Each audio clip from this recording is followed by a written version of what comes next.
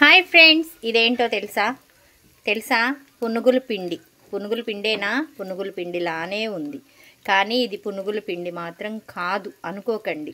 ఇది ఓన్లీ అన్నము గోధుమ పిండి. కాస్త అన్నం మిగిలితే మిక్సీ వేసా. అది వేసేటప్పుడు మీకు చూపించలేదు. ఈ వీడియో పెడతాం కరెక్టో కాదో నాకైతే తెలీదు, కానీ ఇది మాత్రం రైస్. రాత్రి మిగిలిన అన్నము మిక్సీ పట్టేసేసి దాంట్లో కాస్త గోధుమ పిండి వేసుకున్నాను.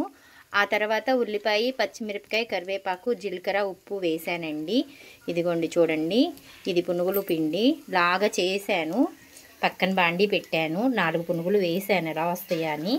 పునుగులు అయితే పర్లేదు, బాగానే వస్తున్నాయి.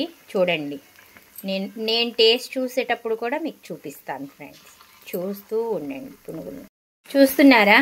ఇవి అసలు ఏమి పునుగులు అనుకుంటారు చెప్పండి? ఇవి అసలు ఎలా చేసామనుకుంటారు ఈ పునుగులు చెప్పండి? చూడండి, ఏ పిండితో చేసిన పునుగులు ఎంత చక్కగా వస్తాయో చెప్పండి ఫ్రెండ్స్. చూడండి, తీస్తాను కాలిని. చూస్తున్నారా? బయట వర్షం పడుతుంది, ఎక్కడ టిఫిన్ ఉండదని చెప్పేసి నేను ఇంట్లో చేసిన ప్రయోగమేనండి ఇది. వేడిగా పునుగులు వేసుకున్నాను. చూసారా పునుగులు ఎలా వచ్చినాయో? కారపొడి వేసుకున్నాను. నేనైతే కారపొడితోనే తింటానండి పునుగులు. మా ఆయనకి కుళ్ళు ఏదోటి కదిలిస్తూ ఉంటాడు. చూడండి, పునుగులు బాగా వచ్చినాయి. ఎప్పుడైనా మీ ఇంట్లో పొద్దున అన్నం ఎక్కువ ఉంటే పొద్దుంది సాయంత్రం చేసుకోండి, బాగుంటాయి. ఓకే ఫ్రెండ్స్, నచ్చిందా? చూసారా? పునుగులు అయితే చాలా బాగున్నాయండి, నిజంగా చాలా బాగున్నాయి.